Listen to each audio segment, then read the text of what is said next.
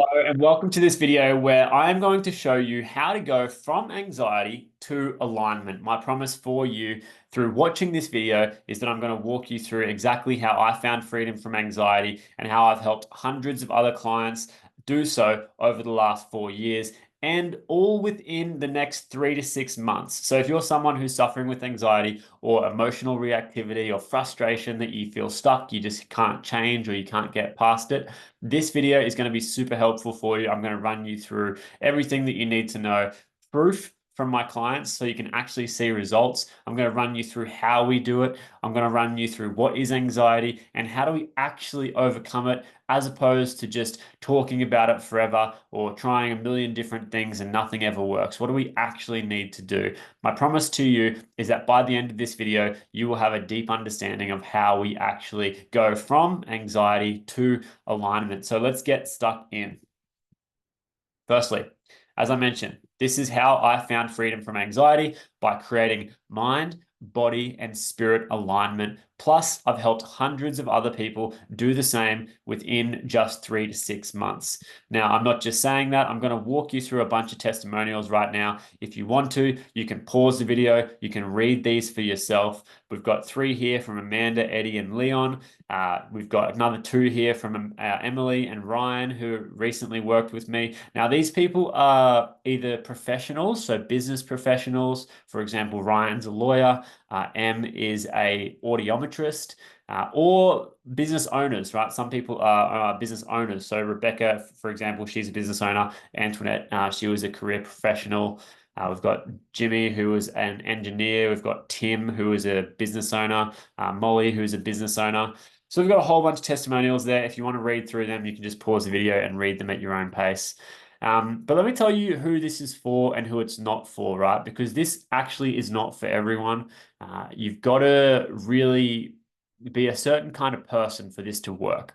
So it's not for people who want the traditional approach, right? This is not about doctors. It's not about medications. It's not about therapists. It's not about counselors. Not that there's anything wrong with that. I'm just saying this path is not necessarily for you if you feel like you want the safety of that traditional approach, or the perceived safety, I should say. A lot of people get scared of going too far out of the box. Yeah, this is not for you. If you just want that traditional approach, if you want to go to the doctors, medication, therapists, counselors, or if you're just looking for like a quick fix, you want to avoid the real issue, you just want reassurance from or coddling from others, everyone to tell you that it's okay. If that sounds like you, then this is not for you, right? This is different. This is for people who have an open mind and want to build self-confidence. So confidence within yourself.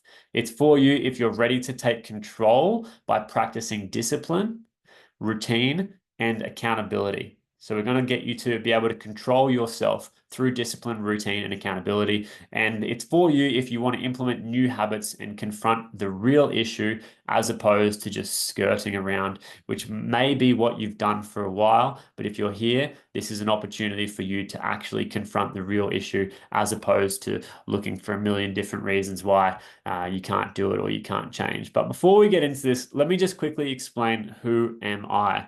Right, now this is the age-old question that everyone asks: who am I? If you're working with me, we're going to find out. You're going to find out who you really are, which is a very important thing for anxiety. Right, sometimes with anxiety, you can feel very disconnected, like you don't know who you are. You're lacking clarity in life. I know for me, that's how I felt. I felt very disconnected. I felt very unclear. I felt like I didn't really know who I was. But let me quickly explain who I am and how I ended up in this line of work. So I'm going to take us all the way back to 2011. In 2011, this is when I first started my meditation practice and when I first really got into mental health and self-development work. At the time, I was very anxious. I was overthinking everything and I had these mental health struggles. I remember my parents were struggling with mental health issues and still are to this day. And I remember they would, take the medication and they would be fighting and they would be, arguing and they got divorced and there was all these kinds of issues that built up. And I thought to myself, I don't want to be like that. Like, I don't want to live my life like that with those same struggles just the whole way through. So it was 2011, which is, over 10 years ago now. I knew I had more potential at that point. Like I knew that there was something more for me in my life, but I didn't really know who I was. And I just knew I didn't want to go on medication to get my mental health under control. That's one thing that I really didn't want to do. And so I stumbled across meditation and I started meditating 10 minutes a day, every single day. I would go to the beach. I was fortunate enough that I lived close to the beach. So I would go out into nature, sit quietly for 10 minutes a day. And in 2011, that's when I started the meditation. And this is really one of the turning points in my life. You're going to see there's a few other turning points that happened, or a few other of those big aha moments. This was one of the first ones when I decided to actually commit to making a change to deal with my mental health issues naturally. And I really started to take responsibility for my life in 2011. Then in 2018, I was struggling with drinking, right? So just because I had started meditation didn't mean that I was some enlightened guru, or that I had it all figured out. I still had issues, right? And so even up until 2018, I was struggling with drinking. I had a relationship that I was in for 4 years, which ended up being ruined because of my drinking habits and behaviors. I cheated on her when I was drunk. Not that that excuses it, but that's what happened. And, we ended up splitting up. And that was really my rock bottom moment. I actually got fired from a job at that point as well. So I had lost my girlfriend, lost my job. And I basically hit rock bottom, had that rock bottom moment of hopelessness, and also got quite depressed then as well. I remember I was living in Sydney at the time, and I would walk around on the weekend and stuff when I wasn't at work and I had nothing to do. And I just remember it being really, really hard to just do anything, like to get up out of bed or to go and get myself some food or everything became really hard and I didn't want to move. I didn't really want to do anything. It was very hard to even go outside or go to the shops. I had to force myself to do that. And this is really when I started to rethink my relationship with alcohol as well, because alcohol was really one of the main reasons why I lost the relationship. It was also one of the reasons why I lost my job, because I was hanging out with these other guys in the office, and they were all, drinking a lot. There was that kind of corporate culture in Sydney, and I was going out drinking a lot with them and getting up to mischief with them. And my bosses obviously knew that I was doing that. So the alcohol was really that underlying issue for me. And so after I lost my job and I lost my relationship, I hit rock bottom. I got really depressed. That's when I decided to make a change and I started sobriety as well. So I went sober for a whole year. And this really reset my life. This was a huge, huge turning point, which really got me clear on who I was and what I wanted out of my life, right? When I got sober, I cleaned up my act. I learned a lot about self-belief and self-confidence, and I just got really clear. You hear that a lot from people who go sober. They say, I got really clear. I got really clear in my mind. That's exactly what happened to me. And so then over the next few years, I started to slowly transition into work that I actually enjoyed. I started to get more connected to myself again. I got back out on the dating scene. And in 2021, obviously, or in 2020, we had COVID. But in 2021, I really realized that there was an opportunity here for me because there was a big problem emerging, and I had a specific skill set that was able to deal with this problem. So over the years, I had obviously learned meditation. At this point, I had been meditating for 10 years, right? I started in 2011. It was 2021. This is when I realized, okay, maybe I could actually, use my meditation practice in a constructive way, in a purposeful way. Right. There was a big problem with stress and anxiety. I knew meditation. I had learned how to deal with with my mental health issues, not just through doing meditation, but also through going sober and learning how to get control of my addictive tendencies and my emotions and stuff like that. So that's when I became a meditation teacher. And I actually didn't go and try and find this job. It kind of found me. It was like a synchronicity or something that just kind of popped up at the right time. If you're watching this video, it might be something similar for you. Maybe this has just popped up for you at the right time. And I took that opportunity that presented itself. I went, okay, I'm going to do this. I'm going to become a meditation teacher. And then I started running classes, workshops, and coaching. And I was really helping people with stress and anxiety in the beginning. People who were overwhelmed, people who were stressed, people who were anxious because of all the trauma of COVID. I was helping them in the beginning. And that all started in 2021. From there, 2022, I was dating at that point. I got married in 2022. I became a father in 2022. My relationship with my wife has moved very fast. We actually met in 2022. We got pregnant in 2022. We got married in 2022, and we had a baby in 2022. So 2022 was a massive year. And there was also a lot of pressure to then grow the business because I was going to be the sole provider. My wife, Missy, is a stay-at-home mum. So there was a lot of pressure on me to grow the business and also provide my family whilst managing a new relationship, right? The end of my marriage. That was a lot to deal with at the time, right? And I had a lot of my own triggers coming up and a lot of my own emotions still coming up because now I was in a new relationship and I was fully committed to this relationship and I was in a whole new healthy mindset. But there was still little triggering points that came up that I was dealing with and learning to manage. I was managing the business and managing the relationship, managing a ton of clients, right? New dad, new family, it's all happening. 2022 was pretty intense. And now it's 2024. I have kind of grown the business. I have a happy family. My clients are successful, as you saw. The testimonials that I showed you earlier. The business is thriving, and I'm in the best place that I've ever been in terms of mind, body, and spirit alignment. And that is essentially where we are now. So that's a little bit about me and how I got into this. Now, I want to talk about anxiety and what actually is anxiety because there's a lot of different ways to look at this because there's a lot of different symptoms that people experience, right? But the way I look at it is very holistically. Anxiety is a mental, physical, and emotional experience that you have that is driven by fear. So, anxiety can show up in your life mentally and emotionally through overthinking, through negative thoughts, constant doubt, fear, worry, catastrophizing, those kinds of things. And it can also create physical symptoms like pain in the body, behind the eyes, having some pain, shortness of breath, shaky, trembly hands, and elevated heart rate. Some people can get really worried about the physical symptoms as well, right? Because then it's not just a mental and emotional issue, but it's also a physical issue. And it can make you feel in a state of panic as if the whole world is caving in on you, which can lead to irrational behaviors and really undesirable outcomes. And now, after working with hundreds of people, this is what I see most. The whole thing around anxiety fits into this description, right? Everyone who I've worked with who experiences anxiety has fit this description in one way or another, right? Now, obviously, some people are more on the extreme end where they can't leave the house or, they're really struggling to do anything. It's debilitating them. Whereas some people are more high functioning. So they're still getting stuff done, but they in this constant state of like fight or flight. So, you could be anywhere on the spectrum. It doesn't really matter. It doesn't make you special. You're not like a special little snowflake with your anxiety. And that might be a hard truth to hear.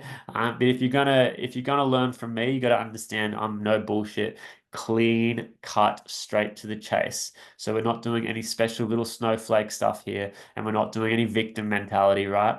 You've got anxiety, cool. This is what it is, and now I'm going to talk about how do we fix it. So how do we actually overcome our anxiety, right? We don't look for quick fixes. We don't try to avoid the problem. We don't always seek reassurance and external validation. We don't rely on medication, which may help with temporary relief, but is only ever going to be a band-aid solution. And we don't spend years talking about it in therapy or counseling, right? Because that just doesn't really work. It might work for giving you relief, don't get me wrong. And I don't tell people who are on medication to come off it straight away. I don't encourage that, right? However, if we do want to actually overcome the anxiety, what we have to do is we have to take responsibility for our thoughts and our emotions. We need to learn how to control ourselves and to do the healing work. Right? We need to learn to trust ourselves. We need to learn how to believe in ourselves. We need to practice discipline and accountability by implementing new habits, routines, and lifestyle changes. And finally, we need to make a real commitment to our healing and our growth and inner peace. Now, one of the things that people get hung up on here is they are always looking for reassurance, always looking for validation, always wanting someone to tell them that it's okay, always wanting to look for the quick fix. Now, I'm telling you, that may provide you some temporary relief, but it will never create sustainable change. What I'm interested in is helping people go from anxiety to alignment, which means you will find freedom from anxiety. I used to have really bad anxiety. I don't have it anymore. I have a lot of clients who used to have really bad anxiety, debilitating to the point where they couldn't go outside or they had extreme pain in their body, and now they don't have it anymore.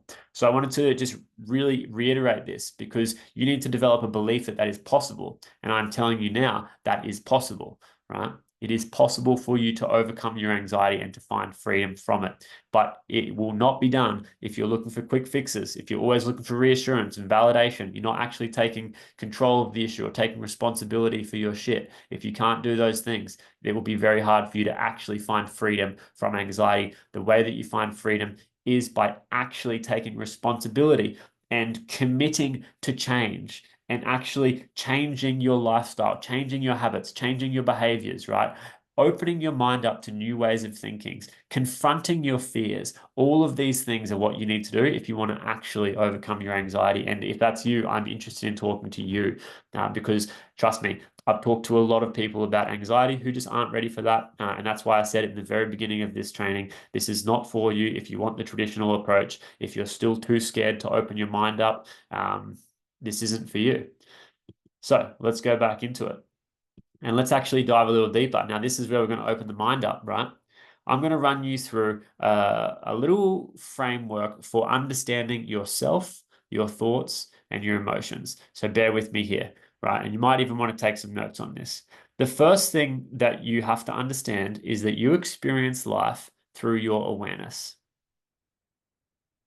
You experience your life through your awareness. If you didn't have your awareness, you wouldn't have the experience of life. And that is the primary thing. You are aware of me talking right now. You are aware of the screen that you're watching this video on. You're aware of your environment that you're in, right? So the first thing that happens is that you are aware, right? Now, this could be called the spiritual aspect of yourself, right? No one really knows how or why we're aware. We don't really understand our own consciousness. Science doesn't really understand it. Spirituality doesn't really kind of, give us like a hard evidence of what it is. It's kind of like a mystery, right? It's the spirit. It's this mystery. And that's the whole beauty of it, right? How do we have our consciousness? How do we have our awareness? We don't know, right? But we have it. We do have it. So this is essentially our awareness is how we receive information and experiences. So we have our experiences in the world and we receive the information about that experience and it comes into our awareness and we perceive it. We have our senses and our perception. So it's our eyes, we see it, we hear it, we feel it, we touch it. And that is our sensory perception. It's essentially our awareness, right? We are aware of the world through our senses and through our perception. That's how we experience things and bring in information. That is the first thing that happens, the primary thing that happens. This can also be called the spiritual aspect of the self, right? The second thing that happens, so the secondary thing that happens is we create thoughts and beliefs and stories and meaning about what we're experiencing. Now we're at the level of the mind, right? We're experiencing stuff and then we're creating a thought about it, or we're creating a belief about it, and we're creating a story, or we're giving it meaning, right? Now, these are usually memories, right? So as we grow up and we develop, we have memories, right, of the past and what we learned from the past, right? What we experienced in the past, what we made that experience mean in the past, right? And it's either conscious or it's unconscious. So a lot of people have these subconscious belief systems or subconscious beliefs that essentially dictate the way that they see the world. And also another thing that your mind does is it looks for confirmation or disconfirmation of what you believe. So if you believe a certain thing, your mind will look for the proof that that is true. And if you don't believe something, then your mind will look for reasons why it's not true, right? So this is really important to understand. And it's also important to understand that this is the second thing that happens, not the first thing. The first thing is you're aware. The second thing is you create thoughts and beliefs and stories about the things that are happening, right? This is not a bad thing. It's just what we do, right? And this is essentially the psychological aspect of the self, right? It's the mental, the brain, the mind, the spirit, the mind, right? Now, let's go deeper. Because our thoughts and our beliefs and our stories and meaning actually affect the chemicals and the hormones in our body. So our thoughts affect our physiology, right? Now, it affects your nervous system. The way that you think affects your nervous system. Let me explain. I give this example of, Steve Irwin or Robert Irwin, right? The crocodile hunter or his son. Now, if you're in Australia, you know what that means. If you're around the world, you might know Steve Irwin, right? Crocodile hunter. He's dead now, rest in peace. But he essentially, used to wrestle crocodiles. And Robert Irwin, right, his son, does the same thing, plays with snakes, all sorts of things. So the example that I'm going to give you right now to highlight how this works is that you're alone in a room with Steve Irwin or Robert Irwin, right?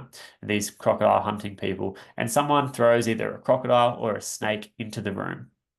Now, for Steve and Robert, they have memories of dealing with crocodiles and snakes. They have thoughts and beliefs about what the crocodile means or what the snake means. They have a story about the snake and the crocodile, and their story is different to yours. If you were in a room with a crocodile, you'd probably shit yourself. I know I would.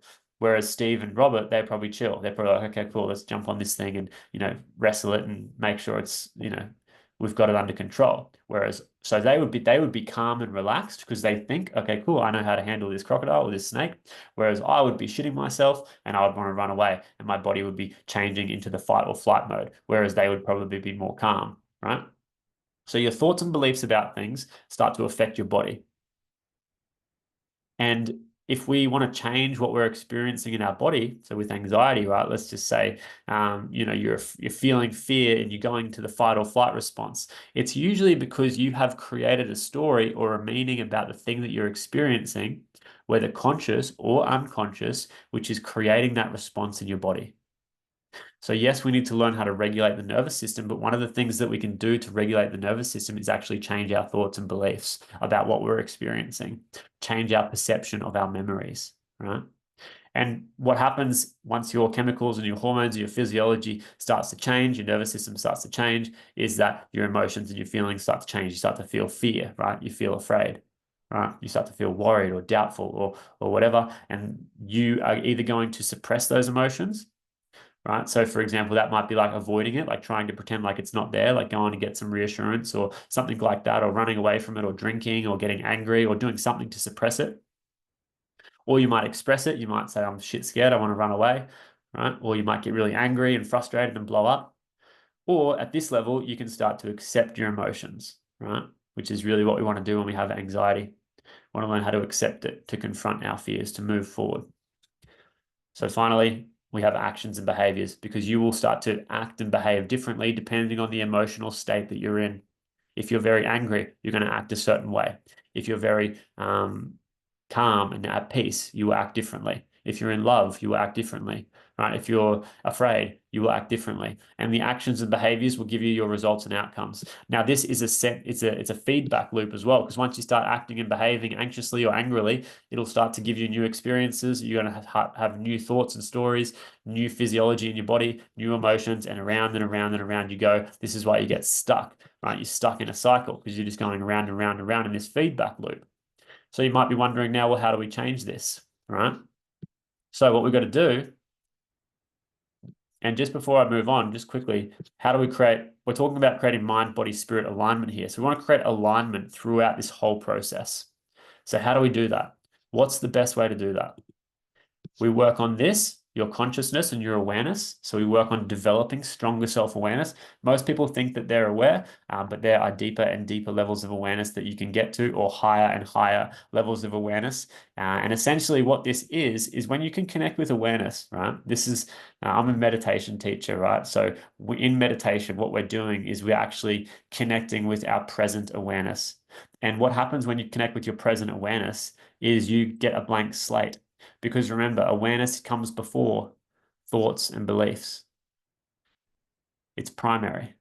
So if you can just be purely aware of what you're experiencing without adding any thoughts or stories or meaning about what you're experiencing, that alone can wipe the canvas clean and put you into this blank state of purity. And you can develop a really strong sense of self-confidence there. You can attain freedom in that place of pure awareness.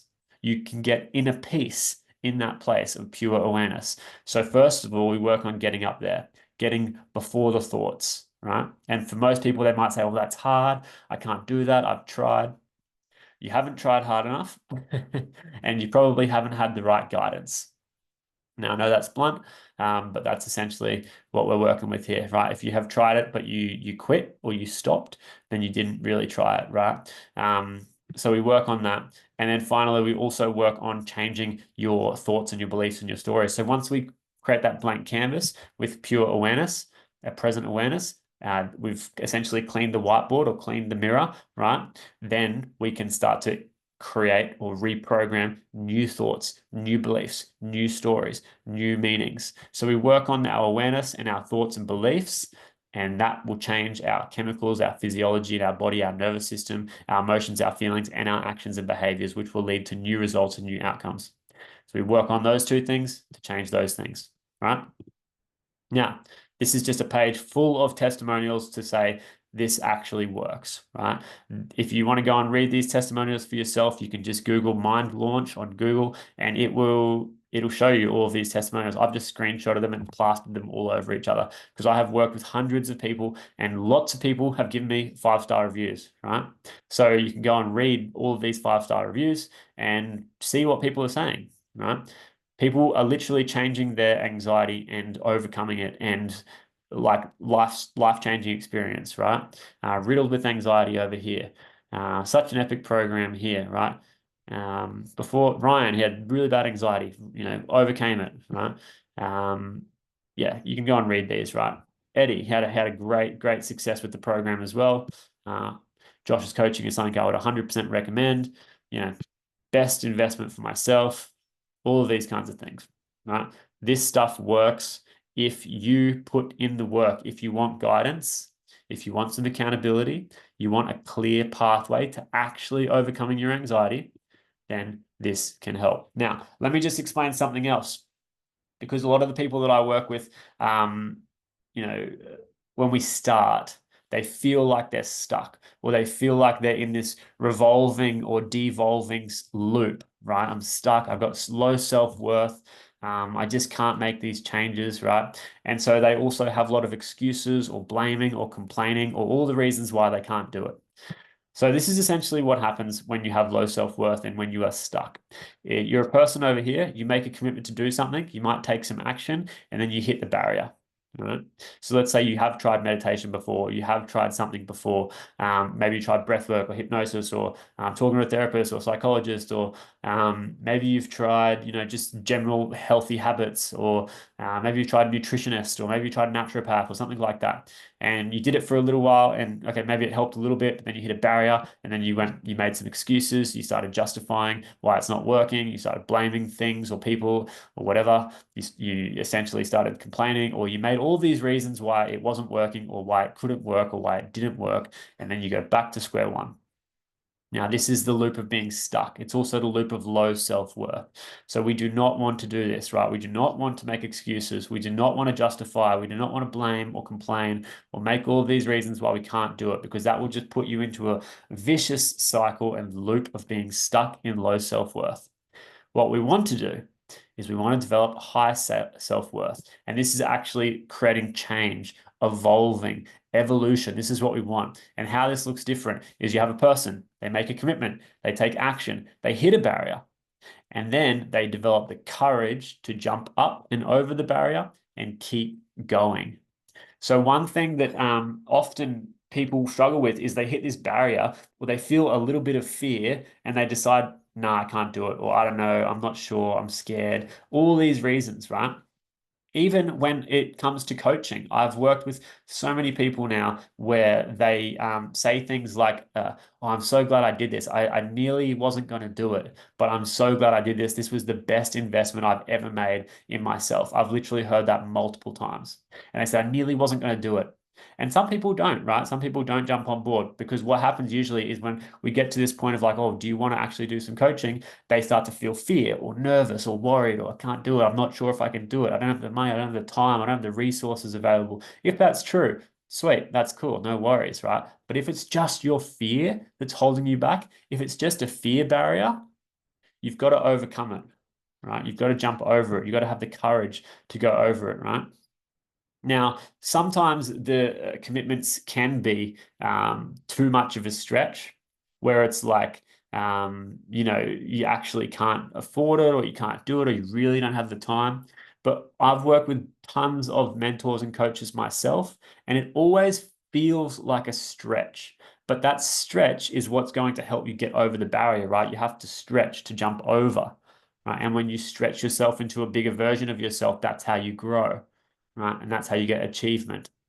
I'm not just saying that, but if you look at this model, you'll see, and if you think back to your own life, you'll see when you've had the courage to do the hard thing, to actually change, that's when you develop high self-worth because you're backing yourself and you're saying, I actually did it. I did what I said I was going to do, right? That's how you develop self-worth. You don't just get self-worth. You need to back yourself and actually prove to yourself that you can do the things that you say you're going to do. That is how you do improve your self-worth. So that's it. If you want help overcoming your anxiety by creating mind, body, and spirit alignment in the next 3 to 6 months, then DM me the word details on Instagram and I'll send you the details, right? This is no pressure, right? If this model sounds like it would be helpful for you, if you resonate with me, if you resonate with the way that we do these things, and you want more details about overcoming your anxiety, then just send me a message on Instagram. Send me the word details. I will send you a document that just explains all the details, right? What's involved, the costs, the time frame, all the nitty gritty little bits and pieces. I can send it all to you so that you can make an informed decision. Just send me a message on Instagram and I'll send that over. Like I said, no pressure, right? I don't want to work with people who feel pressured. I also don't want to work with people who are like really, really desperate. So this has to be a responsible decision for you to make for yourself. I want you to take the responsibility to actually go, you know what, I am ready to overcome this. And if you are ready for that, then I am here to help, right? So if you're not ready for that, there's also some other ways that I can help, right? I've got a YouTube channel where I put out weekly videos. This is probably where you're watching this video right now. I have an Instagram page where I post reels and content and carousels and stuff that I try to make as helpful as possible. And I also have a free online community. So if you wanted to test the waters, you could go and jump on the free online community as well. It's called the School of Consciousness, and I post weekly videos in there. And there's a community aspect as well. There's an opportunity to join once a week call in the calendar, and you can go and sign up for that at mindlaunch.com.au.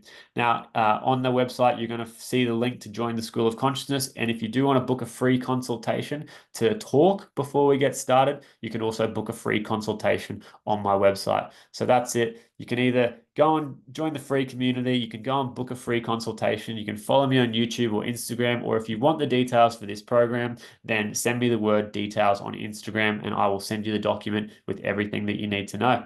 So that's it. Thank you for watching and I will see you soon. Bye.